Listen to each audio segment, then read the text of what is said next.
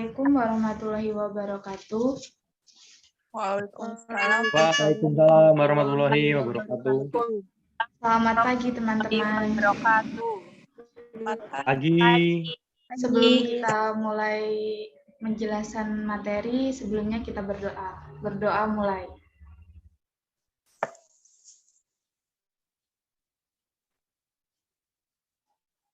Berdoa selesai.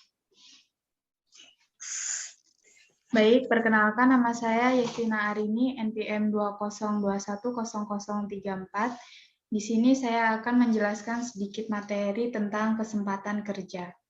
Sebelumnya, kalau saya tanya, bagaimana kabar kalian hari ini? Jawabnya, Alhamdulillah, luar biasa, Allahu Akbar. Bareng-bareng ya, on cam dulu nggak apa-apa kok. Yuk. Apa kabar kalian hari ini? Alhamdulillah, luar biasa, Allahu Akbar. Baik, terima kasih semuanya. Sama-sama, Kak. Sebentar, saya akan share screen.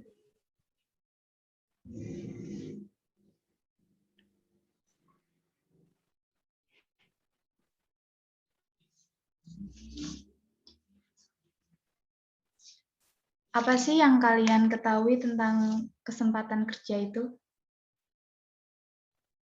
Ada yang tahu nggak ini kira-kira? Lowongan kerja, Kak? Ya, bisa jadi. Atau orang-orang yang sedang mencari pekerjaan. Di sini saya akan membahasnya. Baik, pertama ini yang sub-sub yang akan saya bahas. Ada pengertian kesempatan kerja, jenis-jenis kesempatan kerja, ada faktor yang mempengaruhi, informasi yang harus diperhatikan, upaya memperluas kesempatan kerja. Yang pertama, pengertian kesempatan kerja. Secara umum, kesempatan kerja merupakan keadaan yang menggambarkan seberapa jumlah total dari angkatan kerja yang mampu diserap serta ikut aktif dalam perekonomian. Kesempatan kerja juga dapat dikatakan sebagai jumlah penduduk yang sedang bekerja ataupun yang mendapatkan pekerjaan. Jika semakin banyak orang yang bekerja, maka kesempatan bekerja cukup luas atau banyak. Dapat dibilang, kesempatan kerja sangat erat kaitannya dengan kemampuan pemerintah untuk menciptakan investasi yang aman dan nyaman serta kualitas dari sumber daya manusia dalam membuat lapangan kerja tersebut. Peningkatan pada bidang investasi dapat memperluas lapangan kerja sehingga lapangan kerja menjadi lebih banyak. Sebab jika investasi meningkat, maka akan meningkatkan jumlah produksi barang maupun jasa. Jadi, lebih singkatnya, kesempatan kerja itu merupakan jumlah lapangan kerja yang tersedia untuk orang-orang yang sedang mencari pekerjaan. Atau dapat juga dikatakan ketersediaan lapangan kerja untuk yang memerlukan pekerjaan. Jika jumlah kesempatan kerja dan angkatan kerja seimbang, maka akan menurunkan jumlah angka pengangguran. Seperti itu. Selanjutnya,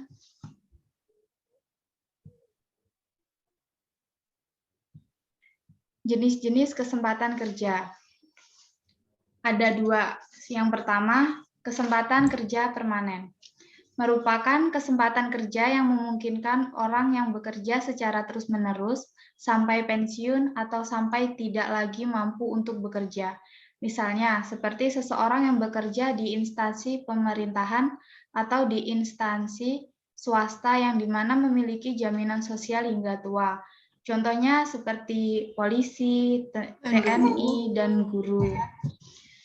Yang kedua, kesempatan kerja temporer. Merupakan kesempatan kerja yang memungkinkan orang yang bekerja dalam waktu yang singkat lalu menganggur dan mencari pekerjaan yang baru. Contohnya sebagai pegawai pabrik. Pabrik akan membutuhkan banyak karyawan jika ia mendapat pesanan yang harus diselesaikan dalam waktu tertentu. Selanjutnya, faktor-faktor yang mempengaruhi kesempatan kerja. Faktor-faktor yang mempengaruhi kesempatan kerja itu ada 4. Yang pertama, pertumbuhan penduduk. Pertumbuhan penduduk itu berpengaruh untuk kesempatan kerja, karena kualitas pertumbuhan penduduk suatu daerah akan dipengaruhi oleh tingginya angka pertumbuhan penduduk. Jadi, semakin tinggi jumlah pertumbuhan penduduk, maka akan mengakibatkan rendahnya tingkat kesempatan kerja. Banyak orang yang berlomba-lomba dalam mencari pekerjaan. Yang kedua, tingkat upah atau gaji. Kenaikan tingkat upah atau gaji yang tidak disamakan dengan jumlah produksi akan mengakibatkan suatu perusahaan akan mengurangi jumlah karyawannya. Yang ketiga, kondisi perekonomian suatu daerah. Tingginya tingkat perekonomian suatu daerah mencerminkan kegiatan produksi yang tinggi. Kapasitas produksi yang tinggi akan membuka peluang kesempatan kerja yang besar. Yang terakhir, kualitas atau produktivitas sumber daya manusia. Tingginya kualitas atau produktivitas kesempatan kerja akan mendorong tingginya kesempatan kerja. Dan sebaliknya, jika kualitas dan produktivitas di daerah tersebut rendah, maka akan mengakibatkan rendahnya kesempatan kerja dan akan sulit untuk mendapatkan pekerjaan. Bagaimana? Jelas? Ya Allah, Kak, jelas. Slide selanjutnya, adapun informasi yang harus diperhatikan dalam mencari pekerjaan. 1. Jenis usaha dan gambaran dari perusahaan, serta dari mana lowongan itu ada. 2. Kecocokan dengan pendidikan atau latar belakang para pencari kerja. Jadi harus disesuaikan kita itu lulusan apa dan yang dicari itu dari lulusan apa. Seperti itu. Yang ketiga, lingkungan kerja. Kita cocok nggak sama lingkungannya, aman atau enggak. Terus tingkat gaji atau upah kerja, sesuai atau tidaknya pekerjaan dengan gaji yang ditawarkan. Ada juga masa depan perusahaan. Perusahaan itu kira-kira akan berjalan lama atau tidak. Dan keuntungan lainnya seperti ada tambahan asuransi atau cuti saat melahirkan dan jaringan. Yang slide selanjutnya, upaya memperluas kesempatan kerja. Ada 3 juga. 1. Membuat usaha mandiri bagi para pengusaha Indonesia dengan cara memberikan pinjaman modal. Yang kedua, menciptakan aktivitas padat karya dalam mengembangkan sebuah potensi yang ada. Yang ketiga, meningkatkan mutu pendidikan bagi masyarakat. Selanjutnya, kesimpulan. Dari materi ini dapat saya simpulkan, kerja secara umum diartikan sebagai suatu keadaan yang mencerminkan jumlah dari total angkatan kerja yang dapat diserap atau ikut secara aktif dalam kegiatan perekonomian. Kesempatan kerja adalah penduduk usia 15 tahun ke atas yang bekerja atau disebut pula pekerja.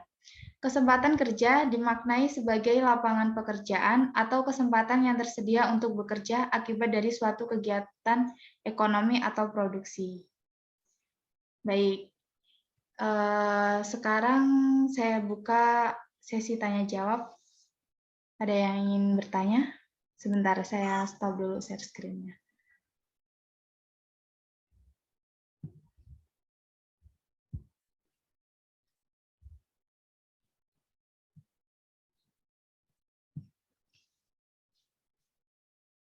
Baik, yang mau bertanya? Saya, Kak. Sebutkan nama dan NPM-nya. Nama Widya Humida, NPM 20210022. Izin bertanya, Kak, apa yang dimaksud dari pemerataan kesempatan kerja dan tolong berikan contohnya. Terima kasih, Kak. Sama-sama. Baik, langsung saya jawab saja ya. Jadi, pemerataan kesempatan kerja adalah solusi untuk mendapatkan uang. Kebanyakan pekerjaan itu terdapat di daerah perkotaan, misalnya saja pabrik, restoran, mal, dan lainnya. Banyak orang yang pergi dari desa itu ke kota untuk mencari pekerjaan tersebut. Seperti itu, bagaimana? Baik, Kak, sudah jelas. Terima kasih. Sama-sama. Ada lagi yang ingin bertanya? Saya, Kak. Saya, Kak. Siapa dulu ini? Sebutkan nama dan NPM-nya. Baik, terima kasih atas waktunya. Perkenalkan, nama Dewi Melati, MPM 2021-0028. Baik, di sini saya ingin menanya Istina. Nah, di situ kan dapat dibilang kesempatan kerja sangat erat kaitannya dengan kemampuan pemerintah untuk menciptakan investasi aman dan nyaman. Nah, yang ingin saya tanyakan, bagaimana investasi yang aman dan nyaman itu yang seperti apa dan bagaimana? Maksudnya seperti itu. Bagaimana, Kak? Baik. Bisa saya Terima jawab kasih. langsung saja ya. Ada 4 prinsip investasi yang aman dan nyaman, yang penting banget buat diketahui. Yang pertama itu bermain aman dengan diversifikasi investasi. Tujuan berinvestasi adalah untuk mendapatkan keuntungan finansial secara maksimal, bukan? Nah, Ya, pasti itu. ya. Nah, caranya itu paling aman untuk melakukannya adalah dengan diverifikasi. Bahkan diverifikasi sudah menjadi salah satu prinsip sebagai besar investor. Maksud dari verifikasi adalah mengalokasikan uang kamu ke lebih dari satu instrumen investasi. Jadi nggak cuma satu aja, investasinya itu banyak gitu. Dan yang kedua, investasi memang penting, tapi jangan lupa kebutuhan utama. Bisa dibilang kalau investasi membantu kamu untuk meningkatkan keamanan kondisi keuangan. Walaupun begitu, jangan lupa untuk tetap mengutamakan kenyamanan. Itulah kenapa dalam prinsip investasi kedua ini, kamu dianjurkan untuk tidak boleh melupakan kebutuhan utama. Memang sih, banyak ahli finansial yang menyarankan untuk langsung menyisihkan gaji bulanan dan mengalokasikannya ke investasi. Namun, jumlah uang yang kamu sisihkan juga harus realistis. Jangan sampai sisa gaji bulanan justru membuat kamu jadi sulit memenuhi kebutuhan hidup sehari-hari. Karenanya, coba luangkan waktu untuk mencatat kebutuhan finansial tersebut. Baru setelah itu sesuaikan dengan persentase uang untuk investasi. Yang ketiga, selalu sesuaikan dengan profil resiko. Kamu pasti sudah familiar banget dengan konsep hing risk, hing return dalam dunia investasi. Setiap jenis investasi punya resiko masing-masing nih. Dan semakin tinggi tingkat resikonya, maka semakin besar pula return yang bisa kamu dapatkan. Banyak orang nih yang tergiur akan potensi return yang besar sehingga cenderung nekat mengambil investasi beresiko tinggi. Yang keempat, jangan gegabah cek legalitas perusahaan investasi. Prinsip investasi satu ini mungkin terdengar sepele, tapi sangat penting loh untuk diperhatikan.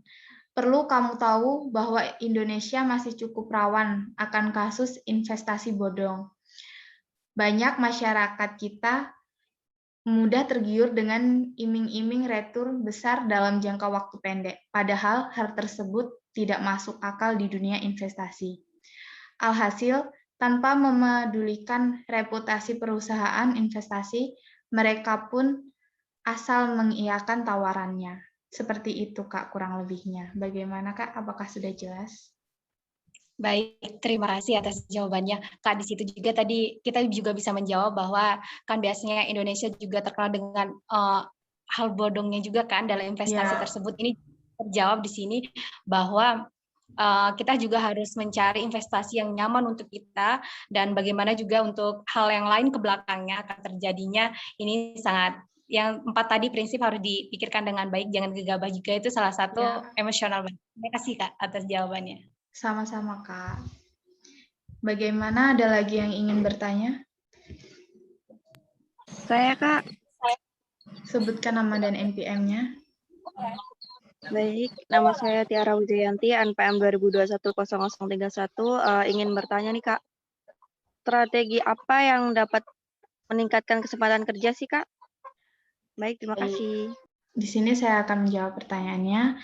Strategi peningkatan kesempatan kerja yang telah diimplementasikan adalah melalui berbagai kegiatan seperti pelatihan keterampilan bagi pencari kerja, pemagangan pencari kerja, penempatan pencari kerja, penyuluhan kewirausahaan, penyediaan fasilitas informasi ketenagakerjaan, dan pengadaan job fair. Jadi sebelum mencari kerja itu kita perlu banyak-banyak berlatih agar kita tidak mengecewakan bos kita gitu.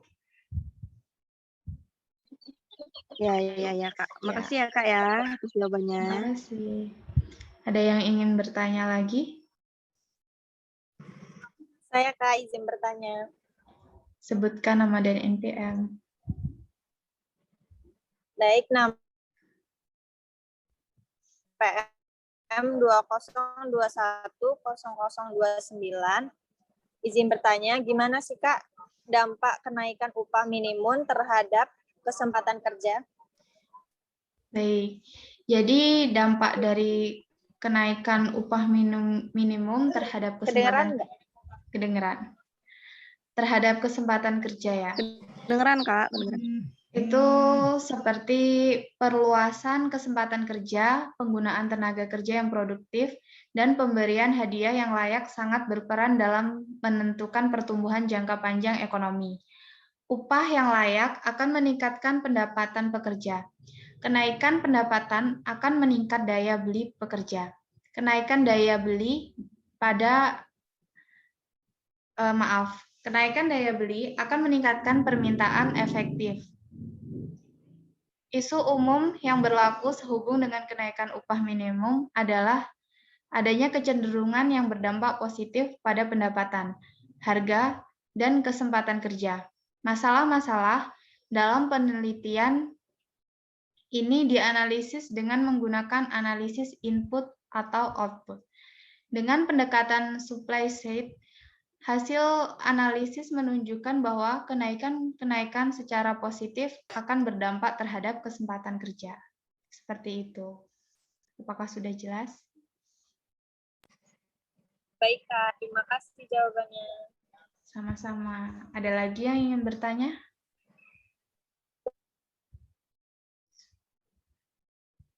Baik. Saya kira cukup sekian presentasi penyampaian materi hari ini. Jika ada salah kata saya mohon maaf. Sebelum ditutup, kita ucap hamdalah. Alhamdulillahirabbil Alhamdulillahirobbilalamin. Terima kasih atas waktunya. Saya akhiri. Wassalamualaikum warahmatullahi wabarakatuh. Waalaikumsalam warahmatullahi wabarakatuh.